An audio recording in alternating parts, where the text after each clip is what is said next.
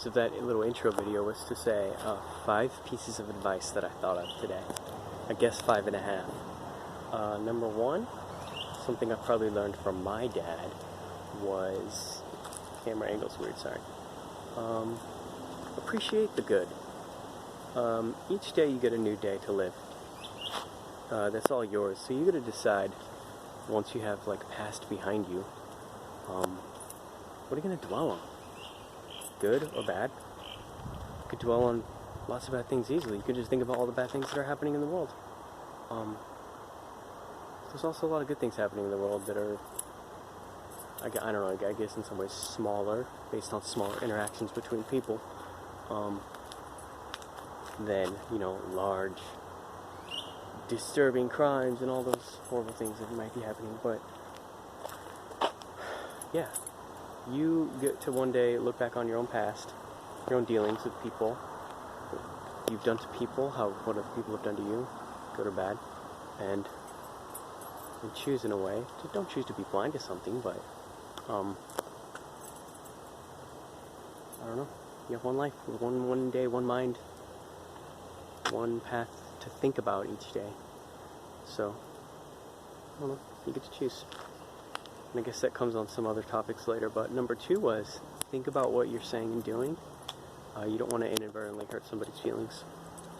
Hope I'm not covering the speaker.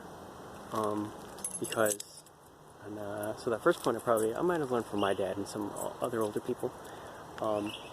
But this I probably learned from your mom, Megan.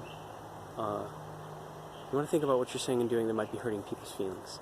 You might not know at the time, so be aware. I don't know, I look back on my past things that I've said at the time, but later, years later, pops into your head, and you think, oh, the look on that person's face. You recall how they reacted to something you said or did, but at the time, you weren't doing it to hurt their feelings. You're doing it for some other purpose, maybe to protect yourself. You said or did something, trying to defend your own reputation, your own self, or to not let blame fall on you in the moment. But you might recognize the look on somebody's face later, recall it the way it happened. You think, oh, I probably really hurt their feelings at the time. So just be aware. That comes to number 3. Don't consume too much media. Don't, especially nowadays, 2020, it only gets worse. Walking around all the time with headphones, listening to things instead of being aware of what's going on around you, people you could help. I find that if I don't have, if I'm letting my input in entertainment be the actual real life around me, it's going to be more helpful and thoughtful to people that if I was listening to music or something else, I wouldn't have done. So, yeah. And I guess number 3, part 2, I forgot it again. This is the second time I've recorded this. Number 3, part 2, I guess I'll circle back on that again. Number 4 is,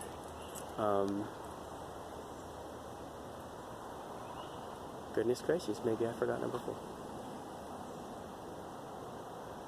4. Well, number 5 was, do something in spite of yourself. If you lay down to go to bed and you realize, oh, I gotta brush my teeth, don't let the justification come into your mind. And this can be for anything good that you planned to do. Your body will always want to be lazy and feel like, I can do that tomorrow. I don't have to, meet my goal. I'll procrastinate, whatever. Do it in spite of yourself not wanting to do it. Like, make a victory for yourself. Be your own best friend. Because you're going to want to do it. Especially something stupid and small. Like being lazy, not brushing your teeth, and just going to bed. Because you're going to brush them the next day. Yeah, you're doing physical harm to your teeth also. But also, you're not being an honest friend to yourself. A good practice, and this might have been number 4, this might be the gem of all 5. A good practice is to make a commitment to yourself. Be trustworthy to yourself. If you make a promise, I'm going to do that, don't reach the day or the hour that you plan to do it and not do it. Be trustworthy to yourself. And it's going to make you more successful, I think, in the future, because you're going to make a reputation of making a promise to yourself. Oh, that's alright. Biker. cannot find a place and get away from these bikers. Yeah, you're going to make a reputation of keeping commitments to yourself. And then to yourself, you're going to be being trustworthy. And so then when you make a goal in a slightly different way, when you make a goal and a plan, you already trust yourself that you're going to do it. Keeping small commitments to yourself, choosing not to be lazy, is going to make you believe in yourself. Much like I always tell you and Reinar, you can do anything. I believe in you. Because I do.